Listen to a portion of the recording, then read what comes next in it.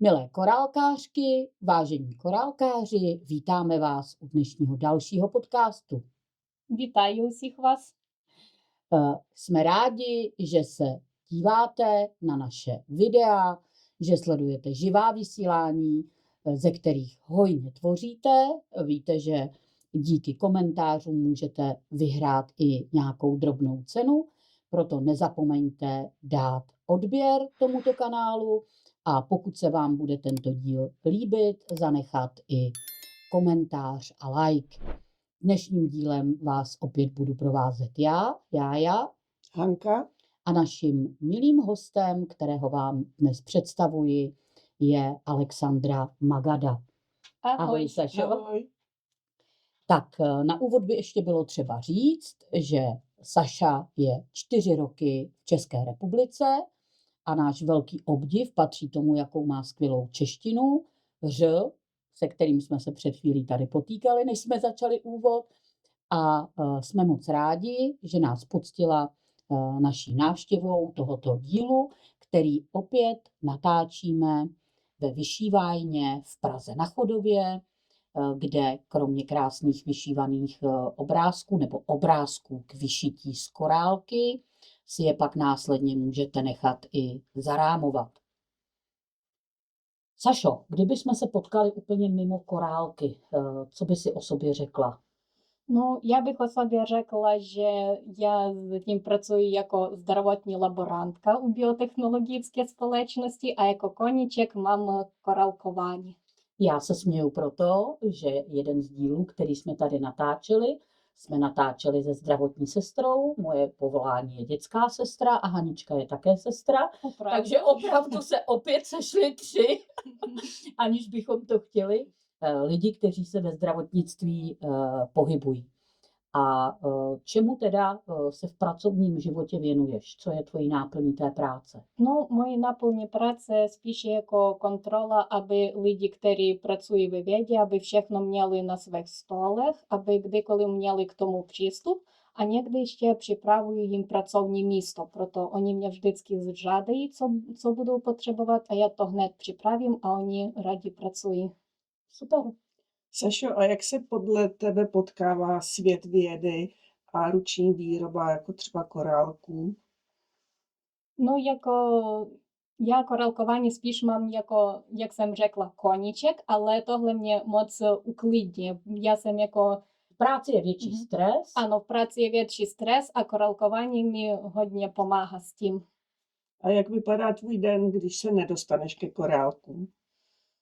Ну, я спіш takhle poslouchám vědecké podcasty, anebo studuju češtinu, anebo angličtinu. Ale když si teda, takže tvůj den je, že ráno vstaneš, jsi celý den v práci, pak ještě studium, je někdy čas vůbec na ty korálky?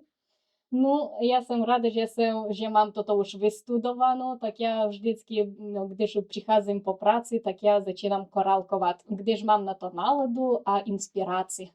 A musíš šetřit v práci energii, aby ti zbyla na ty korálky? З коралки půjdu pracovat v jakémkoliv stavu. Opravdu. To je dobře. A co se s tebou děje? Jaké je tvoje rozpoložení v době toho, kdy korálkuješ? Ну, začala jsem se tomu věnovat ještě v 10 letech. To je skvělý, já vím, že máme tady i obrázek, jak to vypadalo. Ano. Takže to bylo ještě v době na Ukrajině, když jsi byla malá. Ano. Tak tam si začala. Takže už se dá říct, že se tomu věnuješ, ale už spoustu let. Ano. Ačkoliv ještě v mladém věku. A je to pro tebe určitý druh aktivity, korálkování, anebo hlavně stav mysli? No, jako korálkování. No. Je to pro tebe uklidňující tedy a děláš to proto, aby si teda něco vytvořila. Vidíme, že si nám přinesla spoustu krásných věcí. My obě dvě s Haninou, vážení diváci a posluchači, máme i šperky, který Alexandra Sašenka vytvořila. Já musím říct svoji historku na kameru. Loni na festivalu jsem dostala krásnou brož, podobnou této růžové. Byla to česká vlajka a byla jsem tak šikovná, že po festivalu jsem sundala kostým, hodila jsem ho do pračky na ruční praní ale i s tou, až když jsem ho vytáhla, tak jsem zjistila, že se pral i s tou broží. A brož je absolutně netknutá, takže je vidět, že používáš dobré materiály a že ta práce je opravdu velmi kvalitní. A Sašo, jak je pro tebe důležité ticho a klid, když tvoříš? Ну, я спіш, když jsem taková jako naštvaná, anebo trochu ve stresu, tak já spíš potřebuju klid a ticho a vždycky ráda poslouchám, jak se sypou korálky do mísky. Já slyším ještě, jak ten zvuk, když jehla takhle protýká tkáň a ten flíc, na kterém tady vyšívám.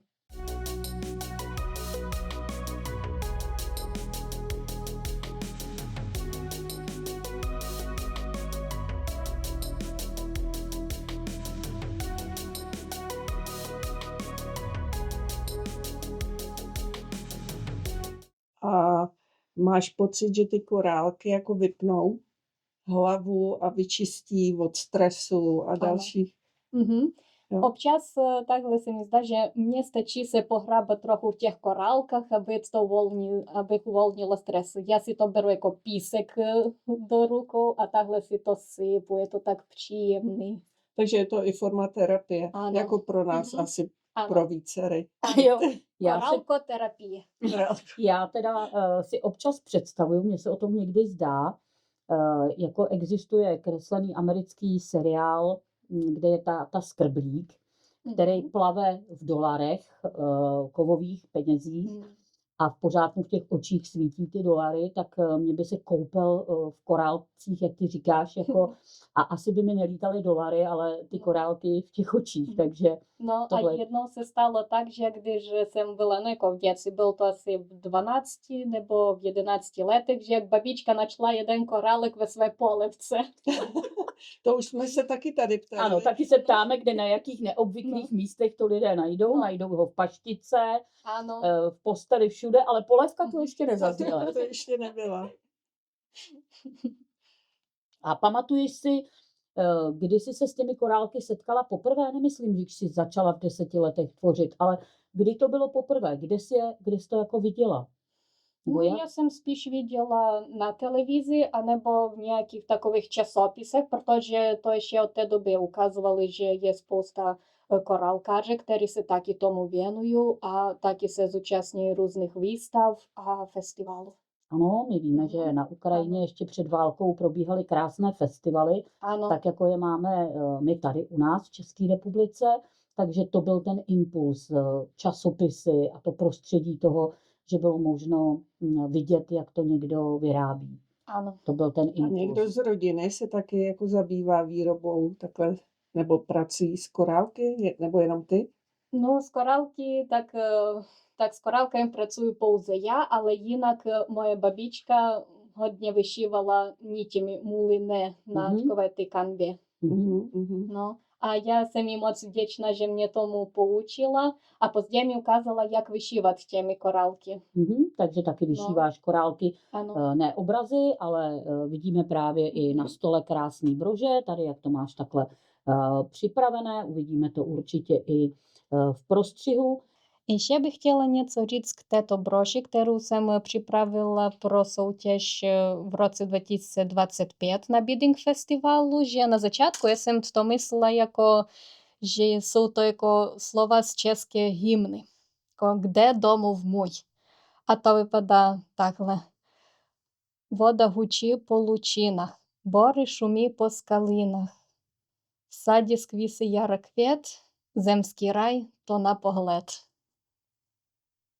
A je to hodně, nechci říct zvláštní, ale hodně našich respondentek nebo děvčat, se kterými děláme podcasty, tak nám říkají, že byly babičky, kdo je tomu přivedl. A jsem ráda, že já už s vnučkou, které jsou 3 roky, tak jsme začali s velkými korálky už také navlékat. A co tě na těch korálcích nejvíc jako přitahuje? Nebo zajímá? Nebo proč zrovna korálky? Ну, protože takhle můžeš projevit svou fantázii, ukázat, co můžeš vymyslet, anebo když například vybereme si tu vyšívku, tak Так tohle se dá, i když se ti například namíchají různé korálky, takhle například spadne ti krabice a všechny korálky se vysypou, tak abys to nepřebírala, klidně to můžeš všechno vyšít na broži a bude to hezky. Mhm. No. A když jsi teda začínala s těmi korálky, bylo to jako postupné objevování, nebo najednou tě to prostě zasáhlo, jakože tohle se mi líbí? No, jako na začátku jsem začala vyrábět takové jednoduché kytičky a později jsem začala dívat se na internetu a na YouTube, jak se vyrábí další nějaké šperky. A takhle postupně jsem začala vyrábět šperky, později jsem začala vyrábět brože a pak jsem začala hačkovat korálky. A věnuješ se jenom korálkům nebo i nějaký jiný ruční práci? Nebo co rozhodlo o tom, že zrovna korálky? No, já moc miluju práci s moc malými detaily a Takže to byl ten důvod. A my vidíme, že kromě výšivky a náhrdelníků děláš také krásné čelenky, korunky a čelenky. Vidím, že jednu máš taky hezky na sobě. A já bych chtěla říct našim posluchačům a divákům, pokud jste se dívali na díl, kdy jsme byli součástí náš spolek korálkářky Mistr a Miss Charm v roce 2025, tak pro první a druhé místo, pro Miss a vícemis, právě Saša vyrobila opravdu krásné korunky. Když tvoříš, je pro tebe důležitější ta cesta, to, jak se k tomu dostaneš, anebo až ten výsledný šperk, to, jak jsi s tím pak spokojená? No, jako sama ta práce, vyšívka je spíš pro mě jako antistres. Moc děkujeme za vaše komentáře pod minulým videem. Připomínáme, že pro účast v losování je potřeba nejen zanechat komentář, ale také být odběratelem kanálu. Teď je čas vybrat vítězný komentář.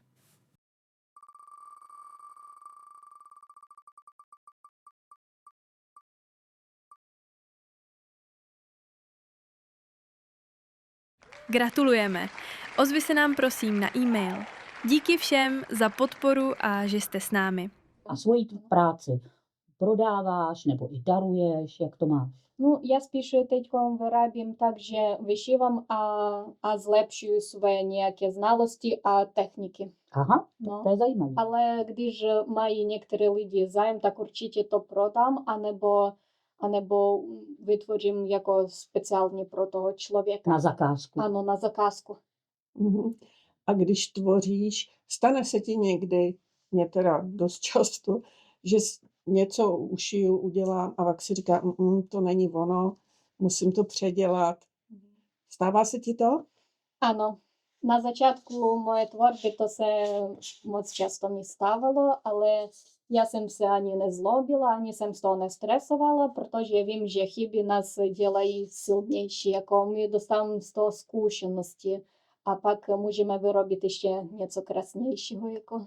Ale je vidět, že tvoje zkušenosti už jsou, protože v prostřihu uvidíme i diplomy za svoje ocenění, tak kdyby si nám o těch cenách mohla něco říct? Za co ta ocenění na těch diplomech, co máme vepředu, za co byla? To bylo jako dar za účast v festivalu u příležitosti Dne města a ještě byly výstavy, jako šla jsem od školy, jako, a já jsem představovala to své výrobky a ten prostřední jako diplom, tak je to jak jsem se zúčastnila té výstavy ve škole. Takže Ano. už si měla ocenění vlastně hnedka na začátku, takže ta cesta šla velmi hezky. Ano.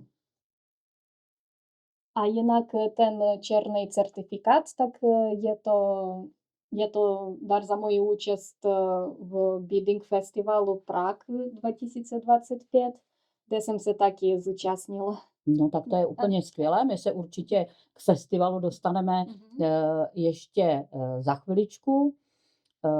A když teda by se stalo, že by si se občas od té tvorby vzdálila, jak poznáš, že už je nutně potřeba tvořit? Jak často tvoříš? Každý den? Jednou za týden? Jednou za měsíc? Jaká ta potřeba té tvorby u tebe je?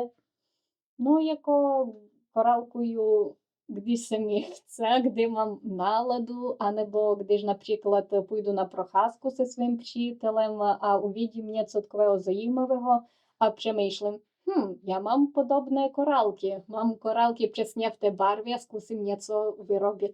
Takže i příroda je pro Ano, tebe ano, i inspirací. příroda, i architektura. A stalo se ti někdy, když jsi si řekla, ne, dám si pauzu, teď nebudu tvořit. No, tohle jsem měla před týdnem. A co tě zase vrátilo zpátky?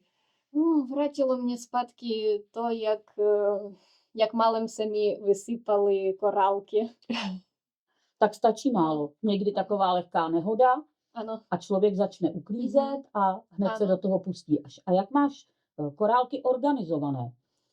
Podle Uklízet. barev, podle výrobců, máš to hezky srovnané, nebo tvořivý chaos, jako většina z nás. Mnoho těch, co to mají pěkně nalajnováno, není. no, jak jsem se přistěhovala do Prahy, tak to bylo spíš takové, že krábice na krábici.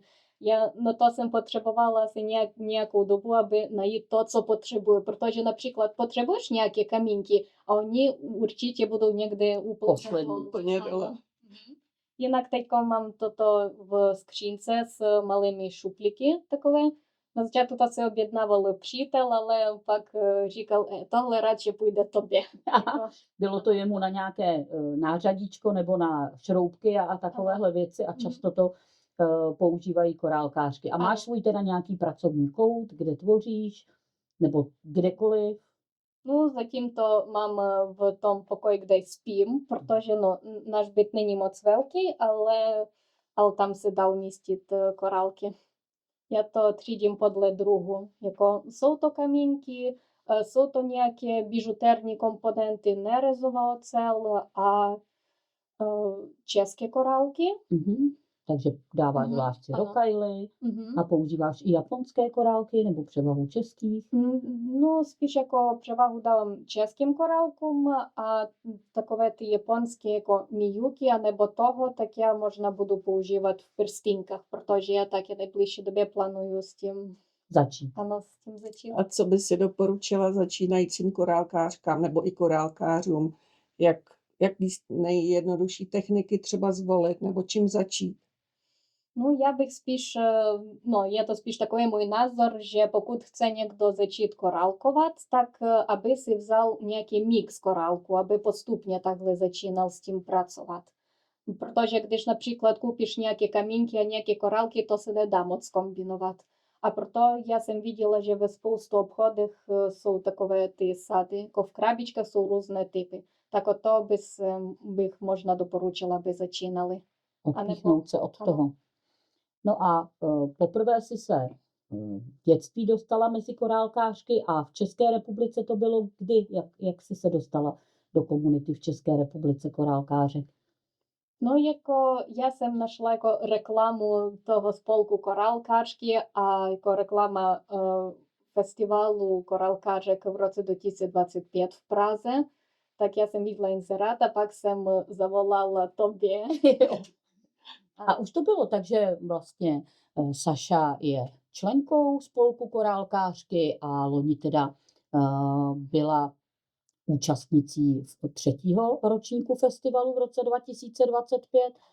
A kdy byl ten moment, kdy jsi si uvědomila, že vlastně nejsi v tom sama, že je těch lidí spoustu, protože věřím, že Ukrajina velká země, spousta kreativních lidí, myslím si, že spousta světa celého se obrací na ten východ, protože tam spousta kreativních lidí, ať už je to háčkování, pletení, výšivka, korálkování. A v České republice to byl až ten festival, který tě vlastně jako k tomu dostal.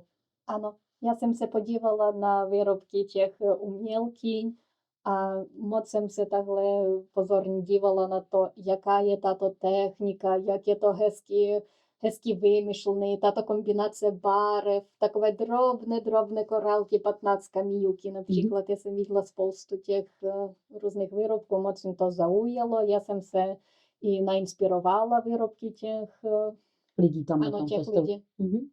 Jak už já říkala, že jsi členkou spolku korálkářky, co ti to dává být jako členkou Součástí té té komunity?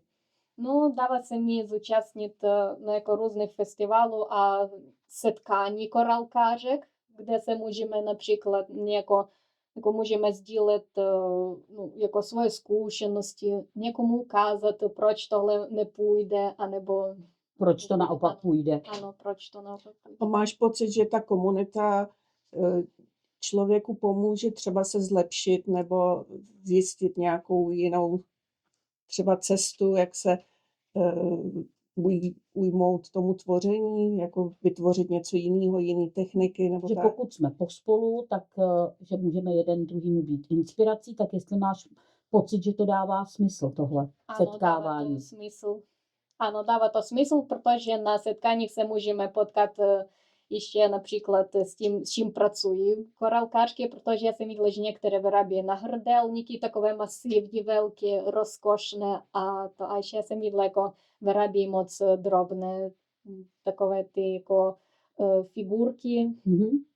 Miniatury? ano, miniatury. Ano. Ano, jak vyrábí ty miniatury a každý ten výrobek je unikátní. Jako.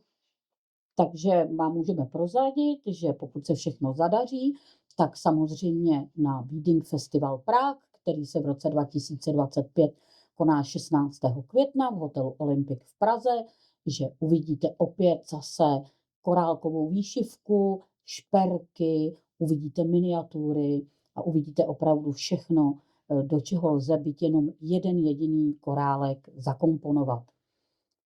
Já bych také moc ráda chtěla poděkovat partnerovi dnešního dílu, kterým je firma Octabeats, která pravidelně podporuje nejen spolek korálkářky, ale také tento podcast.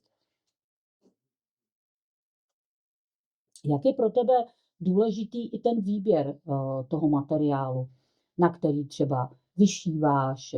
Viděli jsme tady, že používáš i takovouhle krásnou kůži na podšívku toho, tak jak je pro tebe ten materiál důležitý, ten výběr a ta kvalita toho materiálu?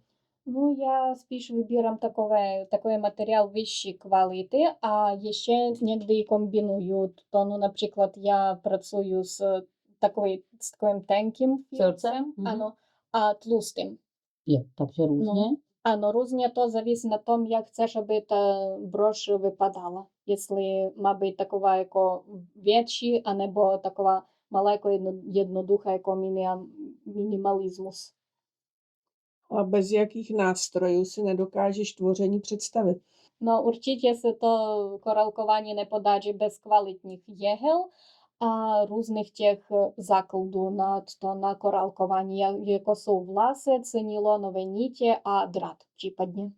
A vlasec používáš na přišívání těch velkých kamenů, nebo Ano, a ještě to závisí výběr těch základů na tom, jak chceš, aby vypadal tato brož. Například, protože já teď spíš preferuju vlasec, protože to se dá trochu takhle utáhnout, když potřebuješ, anebo nějak to takhle opatrně, aby se to ti neroztrhlo. A každopádně výhodu má, že není vidět, že pak Ano. nejsou vidět ty stehy. Ano, ale já jsem ještě takové zjistila, že když pracuješ například s průhlednými korálky, tak ty můžeš si hezky zkombinovat, vzít si například nějakou nylonovou niť jiné barvy a to bude hezky na průhledném korálku, jako v té broži. Tuto techniku, no jako svoji techniku jsem použila při výšivce obrazu, který jsem někdy opublikovala u sebe na Instagramu a na Facebooku, jak jsem vyšívala obraz Archandělu. Aha, tak možná poprosíme i o fotografii a Ano. dáme ji i do vysílání dnešního dílu. Mhm. A určitě tvoje sociální sítě, nebo kde tě můžou lidi najít, tak určitě dáme také do tohohle dílu. No, co by- pardon. Ne, Pardon. Já zatím ještě nemám ten obraz dokončený, jako, ale ráda ukážu, jak to vypadá. Jaká je jak v to na procesu světle, tvorby. Jak to vypadá. Možná zkusíme dát nějaké krátké video, jak to vypadá. a co bys doporučila začínající korálkářce, která neví, kterým směrem jako jít, jakou techniku zvolit, nebo korálky? A jestli vůbec začít korálkovat? Proč ne? Úplně každý může začít korálkovat, protože je to hezký antistres. Jako to, tahle si můžeš uklidnit, když je ti špatně, nebo co, když jsi rozlobena. A to je to takové jako i populární umění. Já bych chtěla říct našim posluchačům a divákům, že naši hosté nedostávají nikdy otázky předem a vidíte, že se stále v těch dílech opakuje a bude na tom určitě něco pravdy, že pokud používáte jakoukoliv ruční práci a u těch korálků jsou to navíc i stovky a stovky barev a odstínů, že nám to opravdu všem v té psychice a v té dnešní uspěchané a technické době hodně pomáhá. A co bys řekla ženě, která si třeba myslí, že na to nemá čas a energii, že hledá důvody a nechce se do toho pustit, tak můžeš říct, že směle vždycky najde nějakou techniku, se kterou může začít? Ano, Určitě se dá. ano, určitě se dá, když člověk chce a moc ho to zajímá, například z toho umění.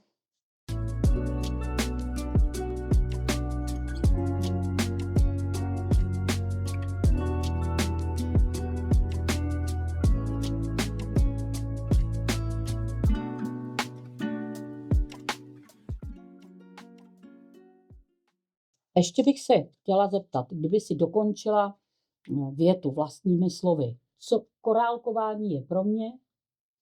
Jak bys tu větu dokončila? Co je pro tebe korálkování? Je to ta terapie, nebo je to potěšení, nebo je to radost? Co je pro tebe korálkování? Je to terapie, která přináší radost. Aha, tak to je hezká kombinace. A bez čeho by si nedokázala tvoření představit? No, já bych si nedokázala tvoření představit bez světla, bez materiálu toho, bez korálku určitě, já bych si to nemohla představit. A když nebudu mít přístup například k notebooku, kde si mohu pustit nějaký zajímavý film anebo nějaké video. Takže Ano. jako podkres si ke korálkování pouštíš nějaký film, nebo je to hudba? Jak mám náladu, já si mohu pustit i hudbu, mohu si pustit i nějaký film nebo seriál a někdy chce si mi jenom vypnout hlavu a pracovat v klidu a A tichu. v tichu. Ano, Takže to je takové zajímavé poselství, že někdo potřebuje zaměstnat mysl nejenom technikou, hudbou, filmem, ale i ticho může léčit a k tomu zaměstnáte ruce. Takže já bych chtěla moc poděkovat dneska Sašence za její milý rozhovor. Děkuju. já děkuji. Byli jsme rádi, že nám přišla představit svoje krásné šperky. Uvidíte ji i na festivalu v roce 2026, takže budeme se na vás určitě všechny těšit. V dnešním díle se s vámi loučí Jája. Hanka? Saška, Mějte krásný den, hodně světla, spoustu korálků a hlavně žádné na zemi, ale hlavně všechny na podložce. Ahoj. ahoj. Ahoj.